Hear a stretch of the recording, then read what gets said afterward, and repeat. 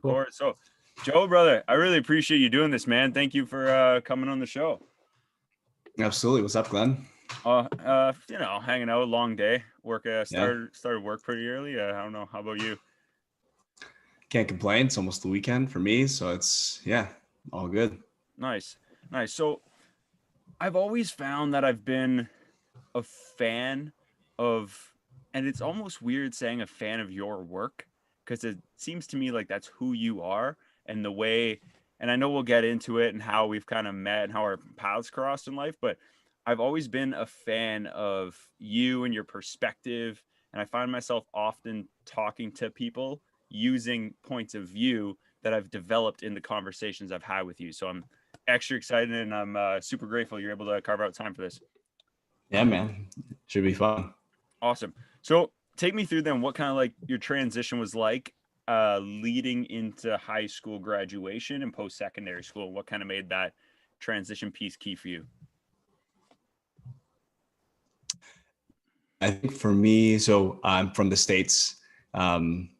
It's so high school for me, new university, ended up going to a small school out in Illinois. Had family ties to it, but wasn't the best student, but I got good scholarship money. So it was a good opportunity for me to go and kind of start fresh somewhere. I had some family ties to the university, but there was only a handful of folks I knew. And coming in, I decided in high school, I was a bit quieter and more reserved, at least in the early years, and then kind of found my footing being social and being able to kind of talk with people. So going into university, I wanted to completely redefine myself. Kind of found my niche getting involved with student government in university, and kind of carried that through all 4 years, as well as some other kind of extracurriculars. But that was kind of my transition out of high school. Was I knew I had the opportunity to start fresh and have, maybe people who didn't know me, and kind of took full advantage of that opportunity. And I think I made the most of it for the most part. Nice. What made you choose to go into the post-secondary program that you did, which was a business, right? Business leadership, something along Yeah. those? So I doubled up. I ended up getting a dual degree in computer science. Right. In high school, I had involvement with computer repair and networking. I went to a VOTech school that had classes that I would take. I always had a penchant for technology and computers. So coming to my undergrad, it was information systems, which turned into an internship. And I didn't quite love that during that internship, and then came back to university and said, well, I'll do computer science. This programming thing is interesting to me. From there, kind of stumbled to a business minor, did the math, and figured out if I kind of crammed in some extra classes, I could get a double major in computer science and business. So that's what I ended up doing. Yeah. Interesting. When did you so we met in 2018, kind of midway through it. How were you able to transition into that role?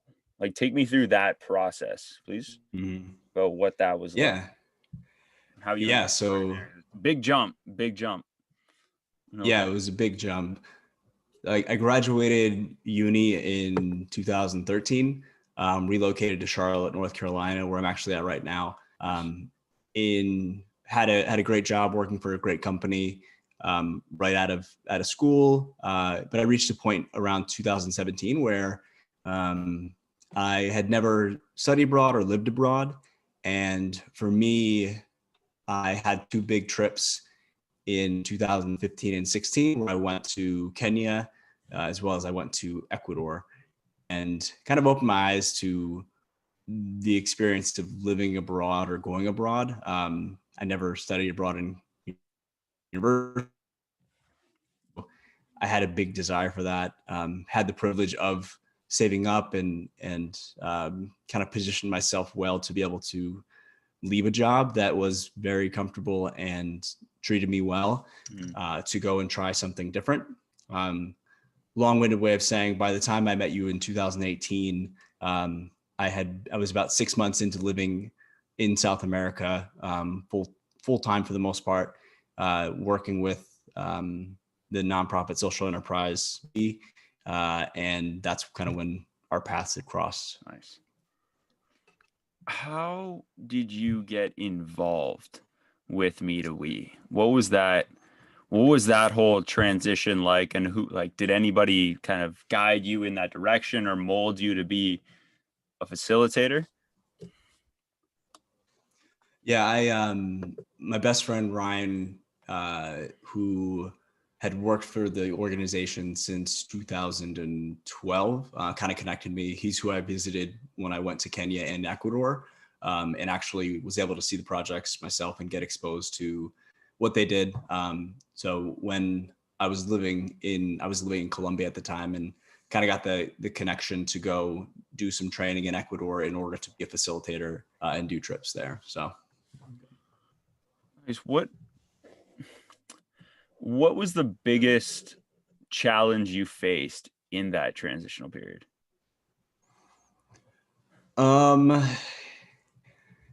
Good question. I think from a challenge perspective, it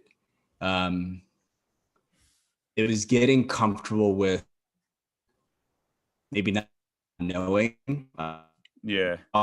Explain what I don't know, right? Because when I was saying to friends and family, like, yeah, I'm gonna go and live in South America and do some volunteer work and just try to do something different. I didn't have necessarily a plan. I knew what I wanted to learn and accomplish, and I kind of centered that around the Spanish language, learning that to the best of my ability, and so the challenge was trying to kind of make sense of it to myself, even though I didn't know, but like that was what I was most comfortable. Yeah, I don't know, but I'll figure it out and go from there. So Awesome. You seem pretty prepared for the everyday challenges. How much know-how beforehand of what you were getting into were you aware of?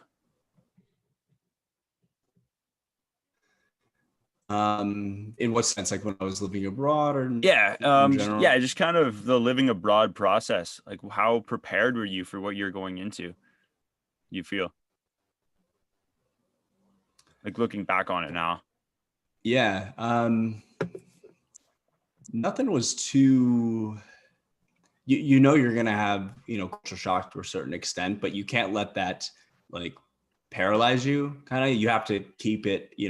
I kind of not leveraged it, but if there was something I felt uncomfortable with, I would definitely reflect on it and be like, okay, why does that make me feel uncomfortable? And like, what should it make me feel uncomfortable? Right? It's like, okay, because someone has different cultural values or different, they might cook their food a different way or do something different. Like, it's like, well, imagine if someone was in the US or in Canada and they were experiencing something like the weird things we do. Like, what's the first time someone experienced poutine, or, the big pizza in Chicago or something, or, there's all those little things that I think I tried not to let it phase me, I guess, but I didn't ignore it. I didn't, it's not ignoring it. It's more embracing it and letting it kind of be a learning experience was definitely my approach for the most part. Yeah. Do you have a least favorite experience working abroad? Not so much traveling abroad, because we'll get into that, but I really want to focus on kind of what your challenges were and your like favorite experiences from working specifically abroad. Yeah. So what was like the biggest least favorite moment? Yeah, least favorites, or even a challenge about it. Yeah, I'm not trying to think negative yeah, about I think it. no, I think it's a fair question. I think for me, a lot of the experiences I tried to have, or the time I spent, I tried to be pretty intentional with it. And one of the kind of tenets that I stuck with for the most part was trying to be either with passionate people or helping passionate people. So on the positive side, there was a Spanish school I loved that I spent a lot of time with, that I was able to help them with their, website marketing. And that was awesome. but one of my learnings, and it wasn't a necessarily bad experience, but it definitely wasn't the best. I ended up spending a month in Cali, Colombia, which is a beautiful, it's the salsa capital of the world, in southern, kind of the south of Colombia. Yeah. Not necessarily but and the guy that I was helping kind of with marketing and content creation stuff, he was very passionate, which was like, I could see his passion, but he was also a bit of a jerk. He was an asshole, that I just, my learning was like, Oh no. you want to be with passionate people, but you want to be with people who have humility and aren't dicks. So that was definitely something that, I had to readjust my expectations, readjust. Wow. Be passionate, but you got to be a decent human being. So that was definitely, I mean, I still had a blast and really enjoyed my time, but he definitely didn't help the experience at all. Right. Oof. Yeah, that's got to be frustrating. I found that happens not so often, but there are moments where when you're traveling anywhere and you encounter somebody, or I find like your experience sounds like a little, like not so much as little of a piece as the one I'm about to give an example of. But I'm in Croatia and I go to ask somebody at the bar if I can just plug in my charger, right, to charge my phone for an hour. Mm-hmm. And the guy's like, "Are you buying anything?" I was like, "What? Not yet. Like I might be." And he's like, "You don't buy anything, you don't charge your phone." And I was like, "See ya." I go somewhere else, and then some other bar on the beach in Split let me use their phone charger at the bar. But yeah, little things like that don't necessarily ruin the trip, but they're like little pieces of the day that's like, man, you're on a beach working at a bar. I'm sure there are worse places you could be, and you choose to be rude. I don't know. It's not the greatest feeling, but it's cool that you still were doing, like, you still had somebody passionate you were working with despite their attitude towards it. Yeah. So what was then your favorite experience working overseas, or sorry, abroad? Yeah. Like an experience that sticks out to you. Yeah, I think for me, it kind of is the flip side of that story I just told, where the in my intention to like learn, I ended up going and spending my first kind of 30 days at a Spanish school. So in a small town of Colombia called San Carlos. And Wow. I had the intention to learn, so I'd go and I ended up, it was a workaway. That's a platform where you can kind of exchange whatever services or volunteer work for food and board, which is nice. Workaway? And Workaway, it's workaway.info. Yeah, I highly recommend it as a tool and a almost community as well for connecting with opportunities that are volunteer specific, but allow you to whether extend your travels or really connect with people. It's a great, highly recommend it. But that's cool. Yeah, so in San Carlos, the Spanish school, Danielle and Camilo, they're two Colombians who in 2016 had left, kind of working in Medellin, the bigger city there, and went to go start their own Spanish school. And in they're in one of them's hometown, and their passion for the language, but also just the amount of fun that and the authenticity that the experience that they created, where you're learning Spanish, you're spending a couple hours a day doing Spanish, doing homework, conversing in the town, but then the town is surrounded by nature. So in the afternoons every day we'd go and hike to a waterfall, swim in the river, go canyoning, big hike. It was really incredible experience that I started the trip there. I did 30 days, and then I went back to Colombia and to visit there, I think 4 more times. So spent about 10 weeks total visiting and just really embracing and falling in love with that part of the country. Wow. At what point living abroad into that, did you make the jump to be a facilitator? Was it like a year in, or you were living there for a couple months, you decided, or you went there specifically?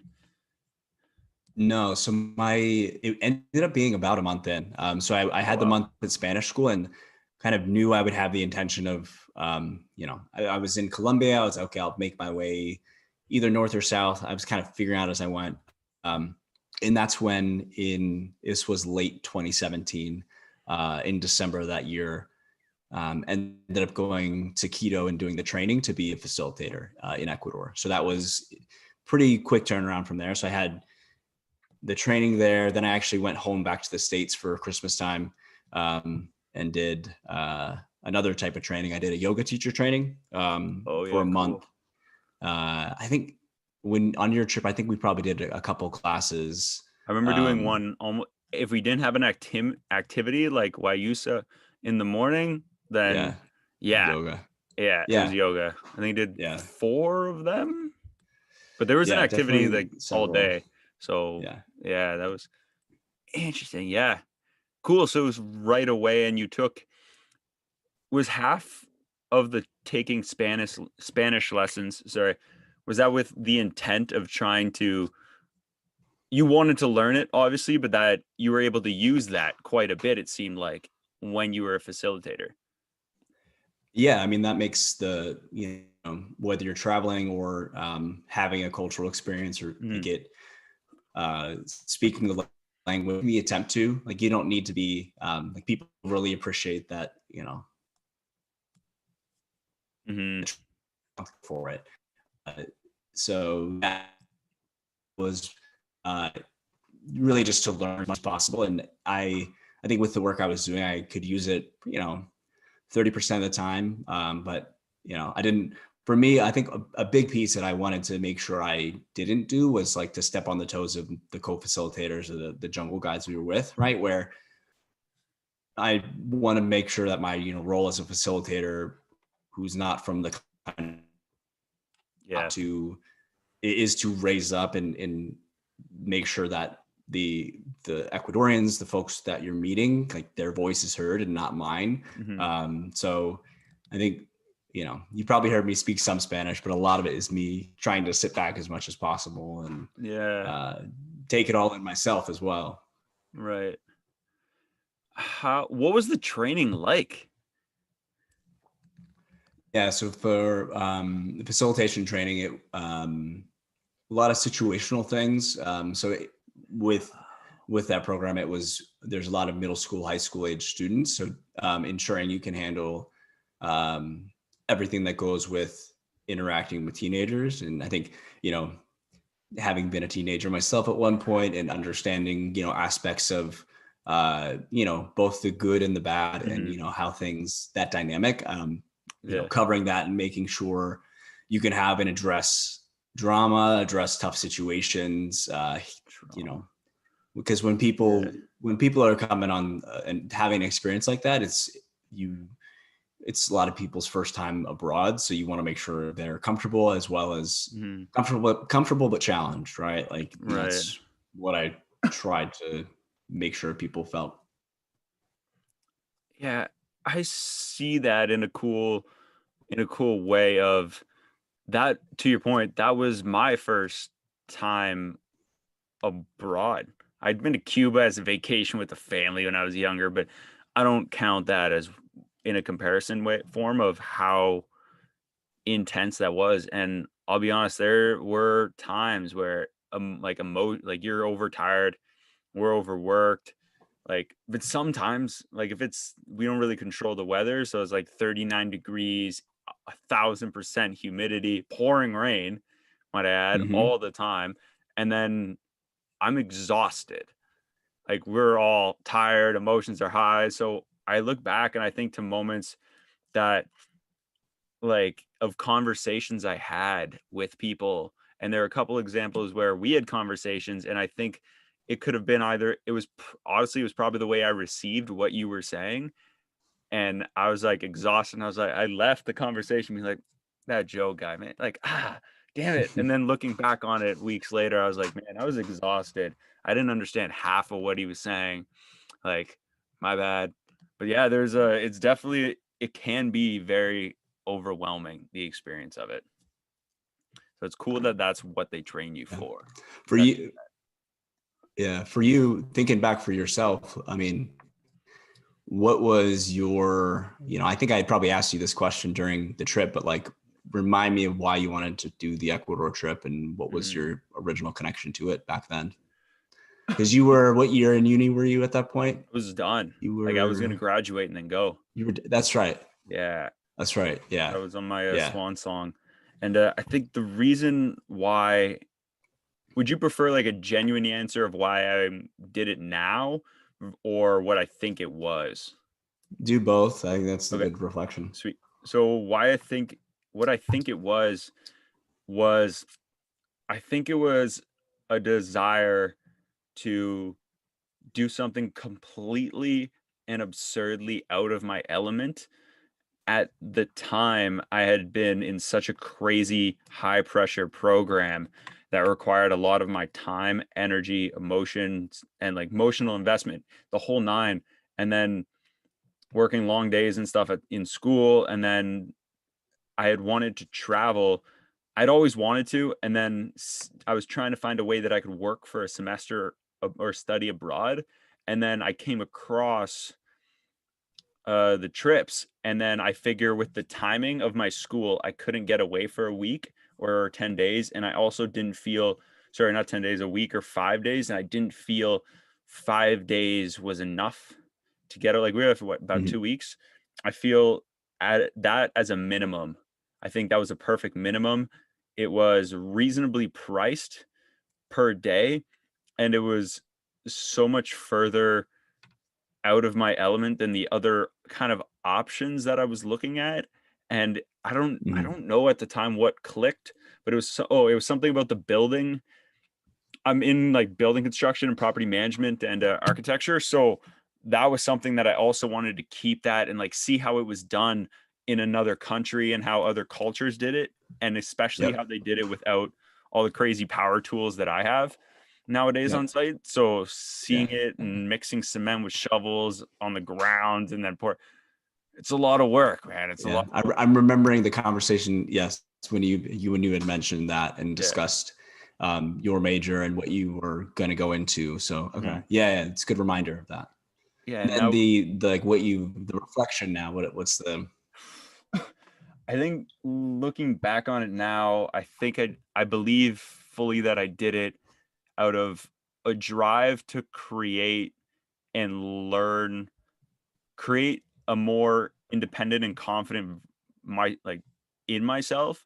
And I think that was something that was super, super awesome to do and take a big step forward into that transition period of I just finished college now.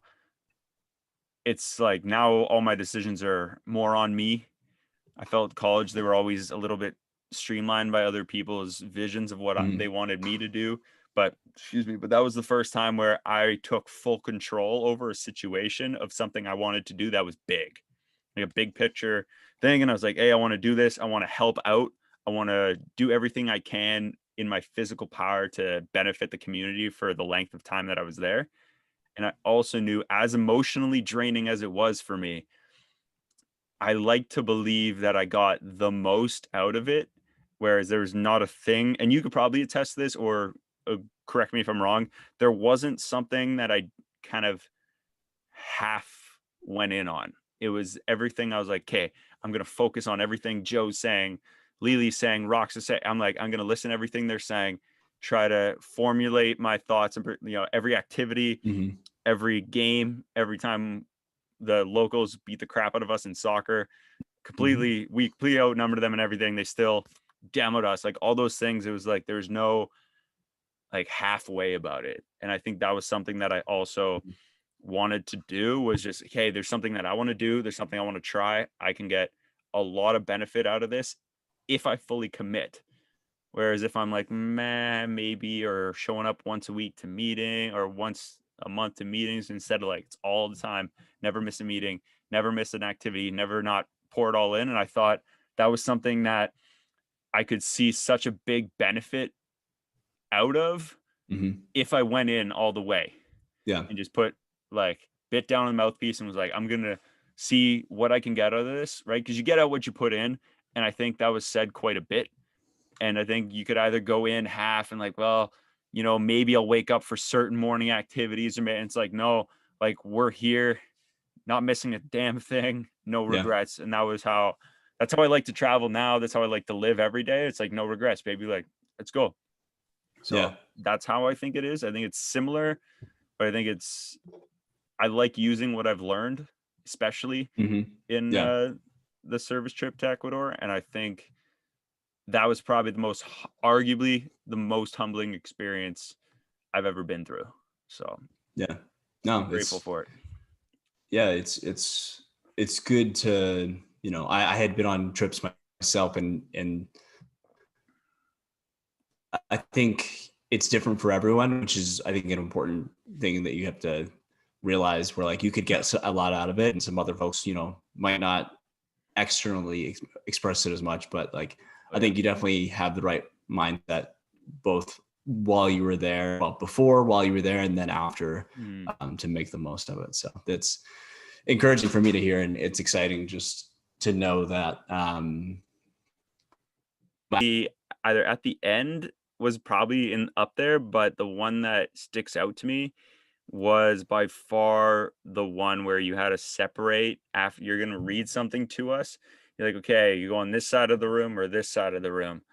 And just the whole reason of why we were doing it, and then the possibilities and how invested I think this is my favorite part, how invested everybody was in mhm, the topics. You're like, all right, pick 3 people to discuss on why they should switch sides. And I was just like, oh, this is so much fun. But it was so like empowering. And it was mhm, very, very also to me humbling to see that people still respected it's like me saying, I understand what you're saying, I just don't agree with you. yeah, It's a very, very level-headed like decision making process that I really enjoyed.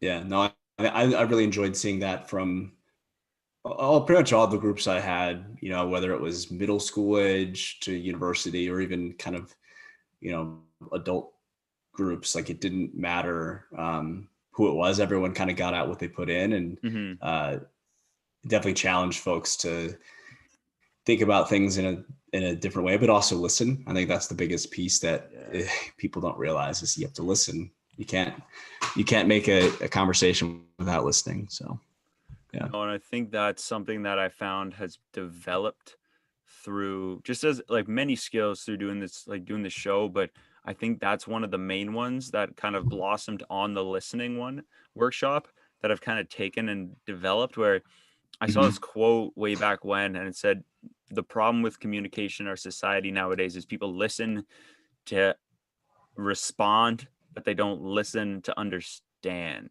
Hmm. or like listen to learn. And there's a very, very level-headed place that you need to be going to in order to like, I'm hearing what you're saying, and but then that trains your brain, and that, like you said, it's a skill that's developed instead of like, oh, he's done talking, my turn. And it's like, I don't actually hear what you said, so whatever I regurgitate isn't going to be informative, educational, good. It's not going to contribute to the conversation at all. And I think that workshop I've done quite a few times with, I worked at an outdoor center after the after Meetawee and the trip we went on to Ecuador. And doing that, I like first thing with every group that I had, it was like a university group who did like 2 days, and I just kind of wanted to see where their head was at. And I think my expectations were higher, but than what actually came to fruition in the moments with them. But I Hmm. think they understood the point. But everybody gets very, very like, why is he doing this? What's Yeah. going on? Yeah. They almost want to know why we're doing it before we do the activity, Hmm. instead of, it's like, no, you don't understand the leadership building process. You need to reflect on it after. If you Yeah. know we're not going to do this, I'm just going to tell you, but it's not as fun. The point's not. the point's not getting across as well. But that was probably my favorite one, and the one that I learned a lot from and stood out the most to me in those. So that was Nice. that was a blast for sure. Now, within that, did you find anything challenging about dealing with a group that was a bit more out of your element in terms of adults or young adults, kind of some year or two younger, your age maybe, you know? Yeah, it's a good question. I think for me at that point, it was about honestly, even at that point, about 3 months into into the role and facilitating. Your trip was the first university trip that I did. So it was, definitely a lot of firsts. Mhm. As far as like being out of my element or dealing with, I think a big part of like why you're able to be comfortable in a situation like that to a certain extent is kind of the support, right? You had a co-facilitator, someone that was there kind of sharing the load, right? It's, the Mhm. oxen, right? You're sharing the load to pull ahead, and having that, a team that supported and was there to like, have the conversations about like situations. So I think Okay, nice. that was a super important piece of how, what I really appreciated, how we did things, and how, the people that I worked with were all stand up folks that Mhm. uh, I knew I could trust. So I'm trying to think if there's like a good story of like a situation or something that was uncomfortable or out there, but not really, nothing crazy. This is a good You're thing. dealing with, yeah, me preaching and yelling about drinking water and staying hydrated. And, um, I think Yeah. that was like, you are dealing with extreme environments. I think you said 39 degrees, which in Celsius, it's 100 degree, or in Fahrenheit, it's 100 degrees. So it is Yeah. completely not comfortable, and Nope. dealing with the health issues there. That's definitely a tough part. Or Yeah. yeah, Yeah, I think yeah. it was interesting because there were 10 of us, and I was the only male on the trip. And that I think was very, very, I was kind of drawn to people of a similar personality or mentality of mine in terms of like mindset towards the trip. And so I was fortunate enough that there were like people on the trip with like a same mindset. Everybody had the same approach. They had the same like mindset. They had the same like Rox is very, very, very phenomenal at conveying a like very, very like stand back, kind of like almost not, this might sound bad, like puppet master style of leadership where she just gives such a great example and really projects what she wants and what her expectations are of us as a group. And then we almost never want to let her down. And I think that was something that thankfully all of us went at the trip with. And I Mhm. think that's what helped that dynamic. But I also think that's why I drew close to like you, to Fabio. And it was like, I was like, yo, dudes, this is crazy. I haven't seen you guys in forever. Yeah. Uh, Yeah, no, it definitely, you being the only guy, if that wasn't necessarily not normal, like in general, the trips would skew heavily female. And Interesting. yeah, I think I mean, most in general, I would say it was at least 70-30, right? Like, Wow. like for the, yeah, female, male. Um, Wonder why. and yeah, and I couldn't really speak exactly to it, but Mhm. you could make some like generalized assumptions. But I think at the end of the day, like, you being there, and yeah, I think we had that talk where it was like, yeah, like, let me know, man. Like, we'll Yeah. talk about whatever. And if there's ever a situation like that's just like, yeah, bros, Yeah. bros being bros, I guess, kind of. That's I it. don't know. It's kind of silly to say, but That's legit. yeah, Yeah. yeah. And I think in general too, the social justice, or more so like just involvement with issues at that level, or I think there is a opportunity for everyone to get involved, one, but then also really for guys to step up and put the video games down, or the turn the sports off for a minute and like Yeah. think about some of the bigger things, or leverage those things and do something with them, right? And either way, because athletes or people have an opportunity to share as well. But Yeah. yeah. Cool. That, and yeah, that's always fascinated me. And I don't know if it's something that I was just nurtured to want to pursue, or it was just something that caught my eye and then I just want to see it through, or that's just who I am and how I was raised and all that good stuff.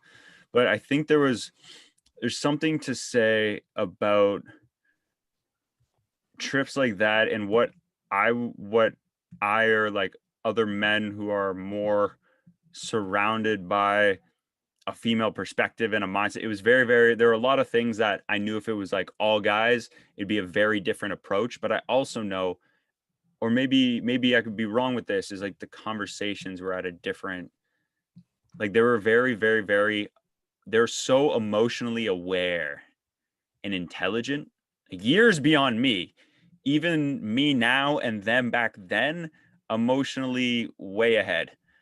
And that was something that I was like, this is fascinating. How you guys are so aware of how you feel and you're okay expressing it. Yeah. This is such a new concept to me. So Yeah. yeah, learning that was it was weird. It was weird, but it made me so fascinated with wanting to know more about them and what they're no regrets. It was super cool. It was super fun. So I love them all and I've like the utmost respect for them. So it was cool to see you as like a role model in that space, but also guiding it from like a step back leadership point. So that was pretty cool to see. So yeah, awesome. So what was your overall experience just as of like within the last year or so with like Meadowy, and because with what was going on with them in the big news, what was your experience like? From what's your perspective on that, and why do you think that was such a big deal? Yeah. I guess so. I had left the organization. I mean, just I knew I was going to come back stateside at the end of 2019. So had that. I think for me, one being from the States, like I don't understand Canadian politics, right? And we have enough things that happen on our side of things, but I think just in general, it's personal for me, right? Like it's my best friends. It's the people that I had just incredible experiences with, and Yeah. it's tough how like we talked about, like an experience that we had that was so real that like to see it, how it was kind of brought down truly in a way, and I don't know if that's Canadian politics or what the deal was with that. But I think, in the grand scheme of things, the space of international development, the space of charity, like there absolutely needs to be oversight and like criticism, right? Because there's no right way to do development. There's no right. But I think a lot of criticism, or a lot of the things that like I don't even understand, like I don't know, it feels kind of personal just from like the friends that had lost their jobs and really were impacted, because I know the work that they do and still do abroad is good. But yeah, I don't really know. It's something that yeah, Canadian politics I don't quite understand still, but yeah. Me neither, man. You're preaching to the choir there. Not Yeah. not too diverse in Canadian politics, and like I think I am, and then I hear somebody's leaving office for whatever. I'm like, all right, enough of this. Shut it off. I got it. Like when it comes to certain things that affects me, then I'll cross that bridge. But more so around voting time, it's like whoever impacts my industry in the best ways, get my tick. It's not really much of a. I don't need to watch the news every day to figure it out. Plus, yeah, lives are busy. But so, Joe, every time I saw you, you have these very, very and I've seen nobody else wear them except you, and you're a big ambassador, we'll say, for Snapchat sunglasses known as spectacles, right? Yeah, Yeah. you could say that. so, so Yeah, every time I saw you, you were shooting videos, and you'd be like this, and for the longest time I didn't know. And then I heard a rumor that you had cameras, a video camera and a photo camera in the glasses. yeah. Yeah, so I guess you're right. I'm one of the only people that really use them. They weren't marketed super well by the company, Yeah. by Snapchat, but I kind of stumbled into them. It would have been early 2017, and had them on hand. Actually, I have them right here. Yes. It's because Let's yeah. go. So Unreal. And yeah, for the I'll describe them. So they have one camera in them. It's a 105-degree. I look ridiculous. 105-degree camera on one side where it captures about the equivalent of the human eye. Yeah. So if you think about it, they're on your face at your eye level. So the video is about the same as a human eye from a quality perspective. It's, it's a small camera, but yeah. And during my time abroad, I kind of fell into trying to, well, it was one of those things that I kind of learned and discovered along the way, and kind of have created a bit of a narrative to it. But just the ability to keep my phone away and not have to worry about, missing moments. Yeah. Right. In two ways, right? Like if I have to take the time to get my camera out or my phone out, I did have a nice camera that I had, but the time to get those out if I'm already not ready, could miss the moment. And yeah, to just click the button and like really intentionally just watch it and, capture whatever was going on, really helped shape both, I think for your trip, as well as a lot of the other trips I facilitated. I put together I think I checked yours was like an 8-minute highlight video Sick. of moments and things that, you might not, whether it's the work on the work site or the water walk or different activities where you did have your hands full. And right, like, and part of one of the things that what I liked about the Meet We was people keeping their phones away and not, being obtrusive, and still allowing you guys to have a memory that you can look back on those 10 days and, jump into day 4 and remember exactly what you were doing when who you meet, the names, the faces, helped, it was something that I could give back to folks, right? Like you guys will have that forever and can remember those moments. You should like edit in some footage while I'm talking about like your experience while this is happening. It'd be work for you, but I think it'll be fun. Like, so, whether it's I love that kind so of yeah, thing. that was when I was on trip and spending time working with groups. That was kind of something I did. But yeah. So I was going to transition that to, is that, and if not, what inspired See Where Joe Goes? Because I love that series. It is probably my favorite. Dude, I've watched a lot of good TV shows on Netflix, but my favorite thing to watch on the internet has to be See Where Joe Goes. Definitely a top 5 for sure. Like what kind of inspired that? That's a big thing to say. I don't watch a lot of TV. Yeah. So yeah, that's fair. Who needs that when you have Instagram TV? That's what I mean. Yeah, I think it really started from, I had developed somewhat of a skill, nothing that I was doing editing wise was really complex at all. It was just like stringing together clips. But I think it was actually during those first 3, actually at that point when you had your trip, I actually didn't start the See Where Joe Goes till August of that year. Playing around with it and creating stuff for other people, right? Like you guys would have a trip, I would create a video, share it, but that was kind of like very specific to, the context was very important and specific to y'all. So when I started I kind of left Ecuador after my contract ended in 2018 and made a trip, and I headed south in Ecuador down the coast, and then ended up going and spending about 2.5 months in Peru. So kind of I knew I was going to go and spend 2.5 months traveling. And I wanted to have a way to capture what I was doing, but then also share. Really, if you go back to like the first one, it was like, it was for my mom back in the US. Like I know she'll never go and do these, being able to see what I was up to. Yeah. And yeah, so that I think I have something like 80 or 90 videos out now. And so you can kind of look back on those first ones and, kind of see how my style changes and how it goes from, little pop-ups, like explaining things.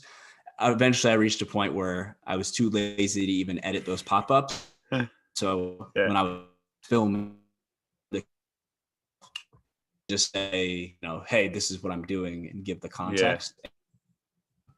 As cheesy as it sounds, like the vlog concept of people talking to a camera is actually a quite effective way to get attention. Like people appreciate that sort of, not overly, right? I think too much, in moderation, but I think a certain amount is good for video content and sharing stories. No, I agree. And that's something. How long do you think it took you to be comfortable speaking like that? Because like you seem pretty natural from the beginning, so I wasn't sure if you had done that a lot before, or is that just something you're like, who cares what people think, and you just hit record? Yeah, I think a good mix of both. Like it was a certain I'm experienced. Here's the key, right? Like and actually I should give it this like context too. Like it is definitely weird to have a camera on your face, and like I would try my best in most situations to explain that, right? Because it can be a bit obtrusive, but in general, the way so I would whoever I was traveling with, or like if I was in some place, I would normally give them that context and explain. They were good, fun talking, fun conversation piece too. But so there's that. But for me, most of the situations I was in were tourist situations, right? Where everyone is like this, right? So instead of, holding my camera in front of my face in front of the camera, right? So instead it's just, I'm able to experience it and not have to worry about that and just click a button. I'll send you this clip of like recording what's going on and what you see. You can edit this in when it's like my kitchen. Yeah. So it's nice to have that. And that was, I don't know, I preach that to people now, like, whether it's, a video camera like this, or a GoPro, or a 360 camera, or, I met a lot of folks who had different mediums of kind of capturing memories. Met a Norwegian girl who was every day would draw like a cartoon from her day. And it's like, one of those cartoons, we like jammed into a bus traveling in Peru. And it was super cool because she like took a picture of it and shared it with us. And it was like how she captured it. I had met folks who do like beautiful watercolors, writing a ton. I think that's a super important part of travel in general, to keep some sort of log notes. Because, now I guess we are, about 10 months into, quarantine and COVID times. And, having these memories to look back on, where it's like the raw footage, hundreds of well, it's not hundreds, but like a lot of like footage. Actually, Yeah. it probably is. It probably is hundreds of gigs, of like, the kind of curated videos that I edited and published. It definitely is nice to have in a situation like now to reflect on. So what's your go-to, like, how do you capture and remember your travels or things? So I use I've always wanted to splooge and get the spectacles, like splurge on them, sorry. And I don't know. I just haven't been able to do it quite yet. Probably next time. That'll probably be my next like video production thing that I get. But for me, it's all about storytelling. So I Mhm. find whatever captures it best. So like I'll journal and use that to go back when I'm creating the video, so I can say what I did as as I'm putting clips together. But I have my G7X Mark II that I use, just it's like less, like smaller than my hand, flip up, and then I Yep. don't mind going like this. I did right after Ecuador,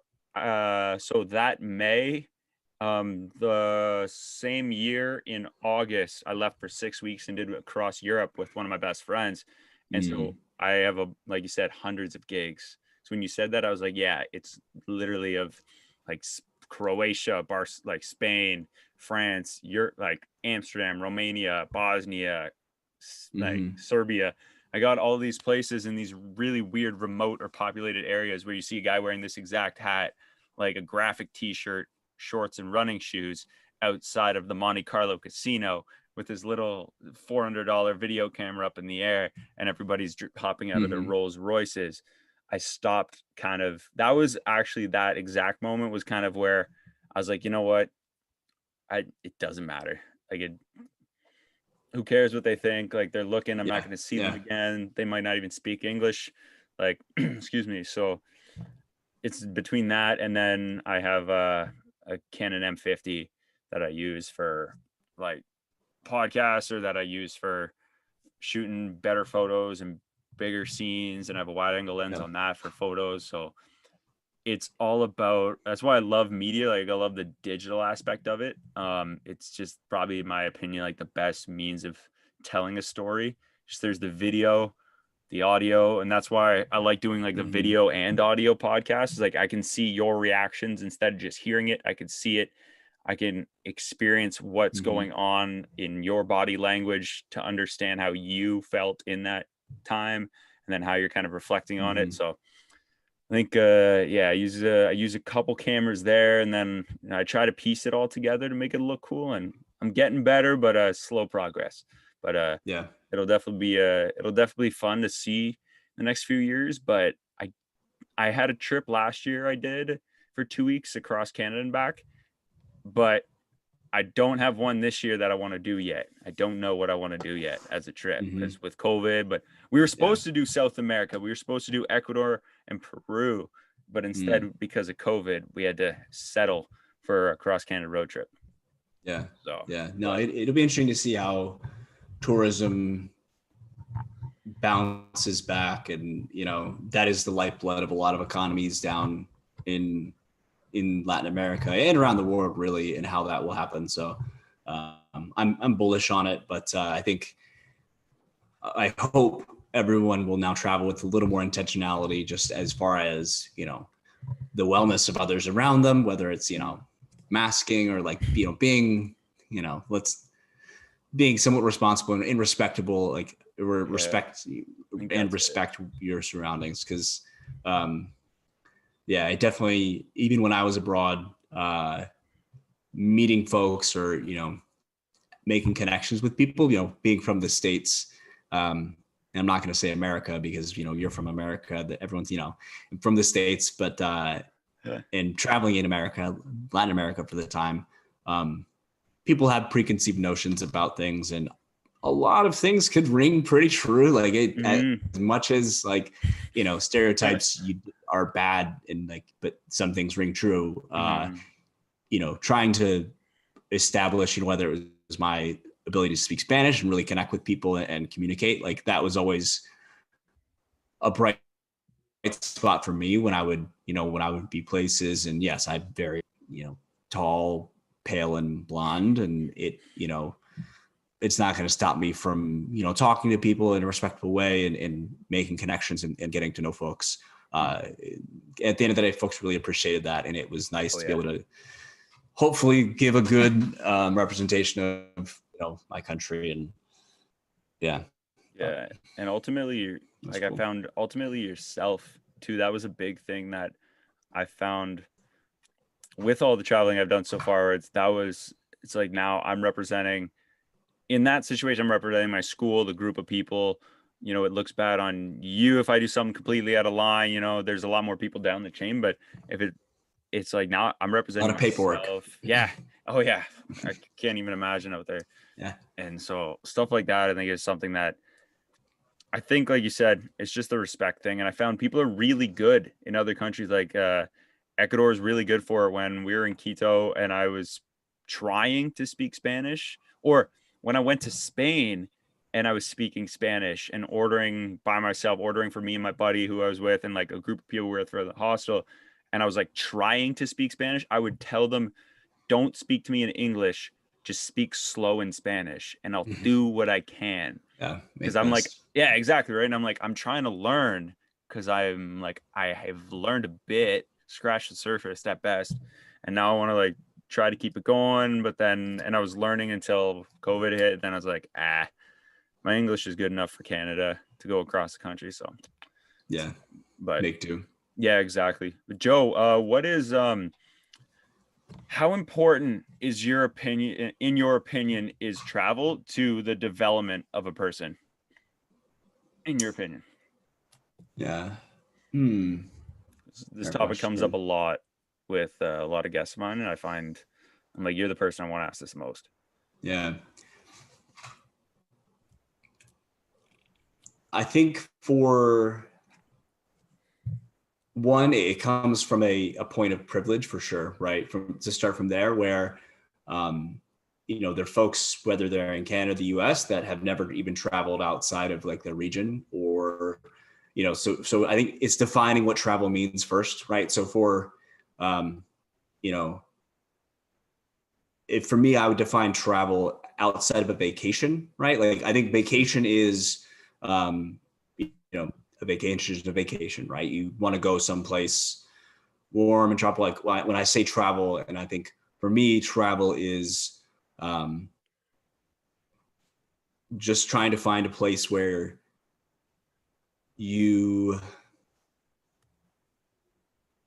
hmm, it's not trying to find it. It's just going, right? You never know what you're going to get, right? But like Mhm. um, taking, taking steps to make the most of it, right? So I think as far as someone developing, like the step of even saying you want to travel, like that's a big step, right? Like I think like that's and that's something that stretches a lot of people, and whether it's going abroad or taking for 2 weeks or a month or a year, I think for travel specifically, I think it's important that you approach it the right way. I don't know. Like I just, it's such a point of privilege for me and others, like to be able to go. Like that it's kind of, I don't want to say it's like required because it's such a privilege to be able to go, but it's more so that if you have the opportunity to go, you make the most of it. Right. Mhm. I think that's something for me that I not struggle with, but I reflect on a lot was, my opportunity to go and live abroad for 2 years and have this Yeah. opportunity. Like folks coming back to Charlotte and living here, it's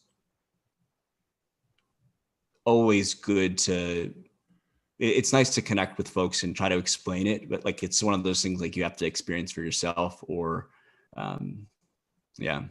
So bit of a long-winded answer, but I think travel is super important for people's development as far as if you have the privilege to go and do it right, and make Mhm. sure you have the right intentions and set the right expectations.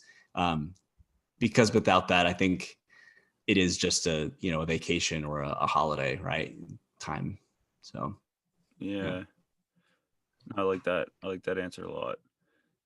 Do you find when you come back, and and just hearing you talk about it made me think of the, I felt after the 2 weeks we were gone, or I was gone, to Ecuador, I came back. I was like, I didn't know. I didn't think it was cultural shock, but I was very, very, I was almost depressed for like a couple days afterwards. I don't know if it was just the jet lag, which meh, it wasn't that long of a flight, right? 6, 7 hours Hmm. roughly. Yeah. And I just felt like it was just all of it was so up here. We were busy, busy, busy, go, go, go, go. And then it dropped Hmm. back to every day. And everybody's walking around with like zero idea of what's going on. It was bizarre.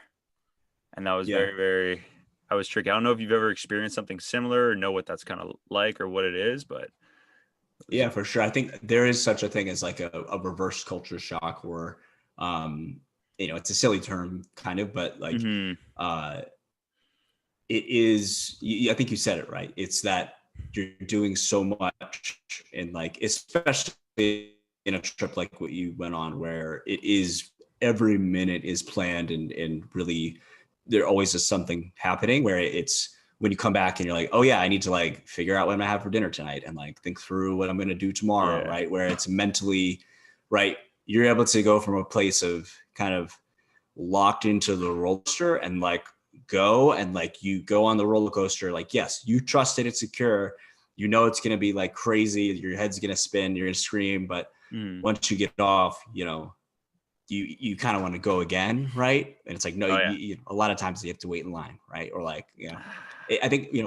a roller coaster is maybe not the best analogy, but I think there is something to it Makes of sense like, with it, yeah, roller coasters aren't for everyone, right? But also like when you come back, it does take you a moment to like stand, right? Like when you walk after it, right? Like the only other people who get what you do are the folks that are waiting in line, right? You like looking at them like, oh, like they're gonna know what's happening, and then the folks that were on the ride with you, right? So that's why I think it's so important and was preached during those trips that like the folks that are on the trip are the folks that understand what was there, what happened, right? And what the experience was. And that's been, I think for me, the biggest thing, like coming back, I came back in late 2019 and then settled back here in Charlotte,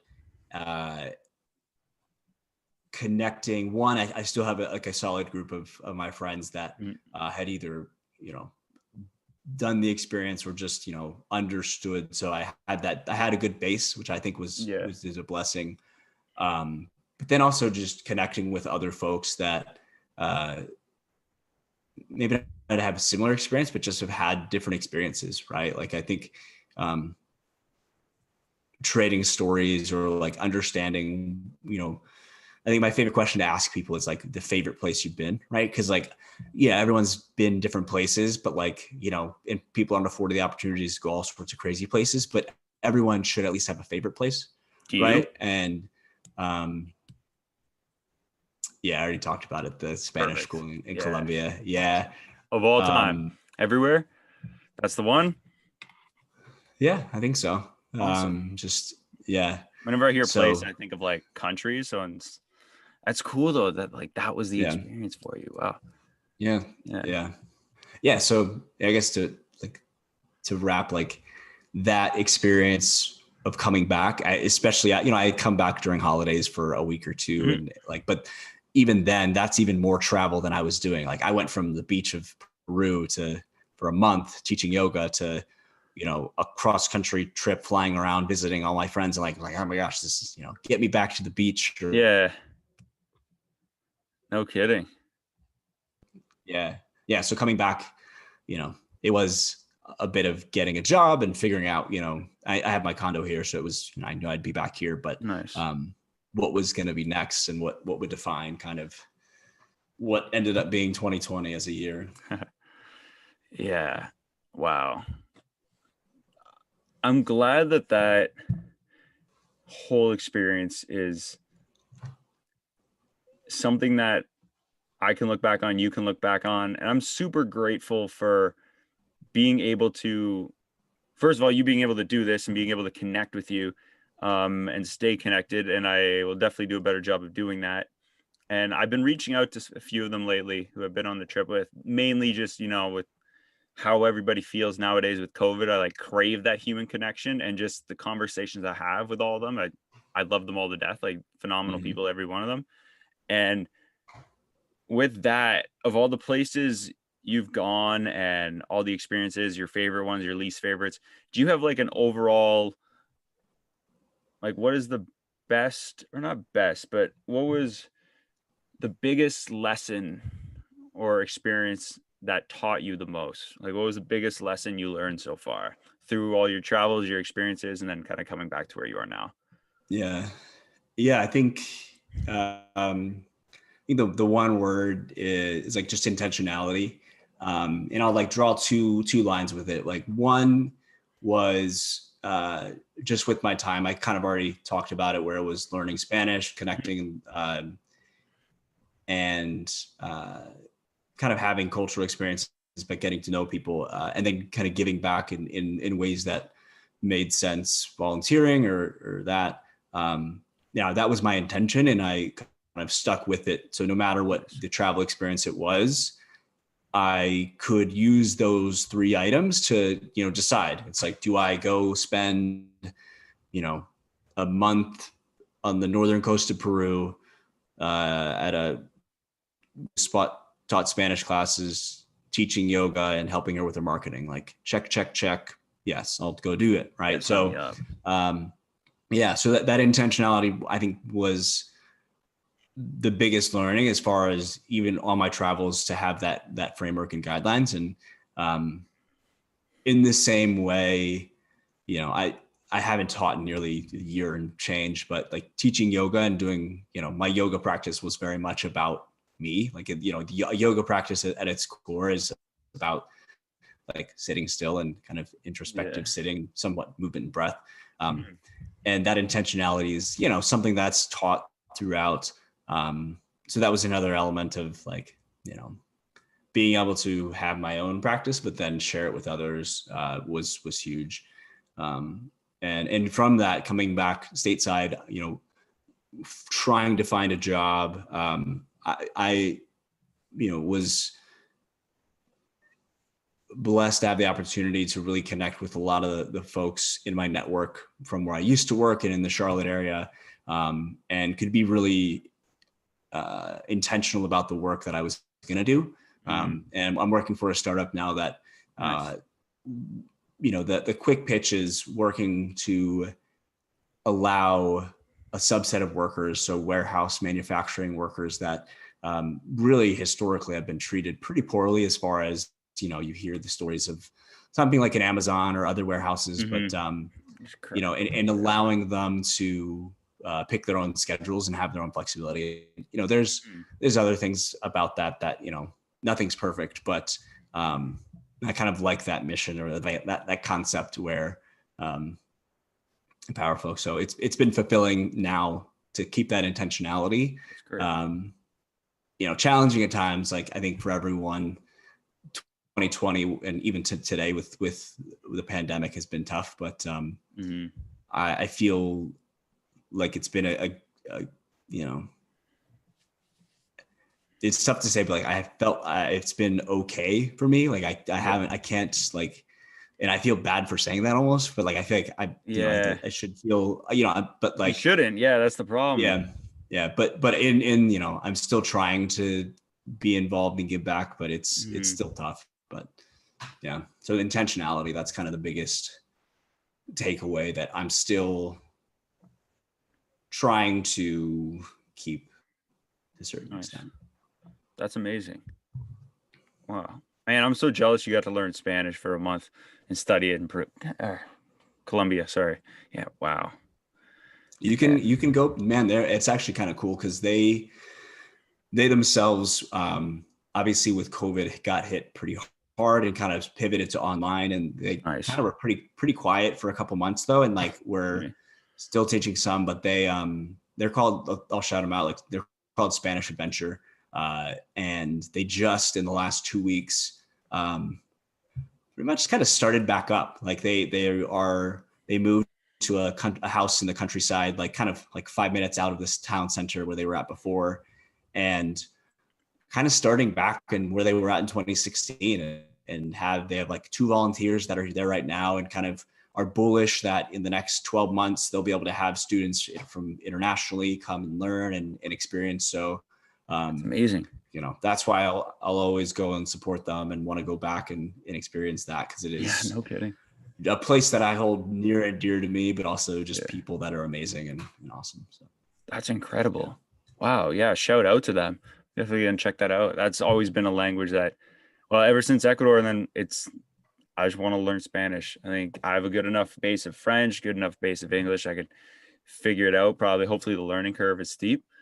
But Yeah, it should be fun. So Joe, brother, I really appreciate you being able to do this, man. I'm super grateful that we were able to reconnect and for everything you've taught me. And you, of all the incredible mentors, leaders, people in a facilitator role that I've come across with, for somebody who's been in that role in my life for such a short amount of time, you have made a crazy big impact, more than you'll probably ever know.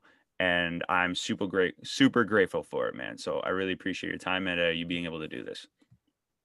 Yeah, man, absolutely. It's exciting to see you do what you're doing, and have me back on once you're at 100 episodes, man. Like it's you're halfway there. So Amazing. yeah, Amazing. anytime, Glenn. Awesome. I appreciate that, man.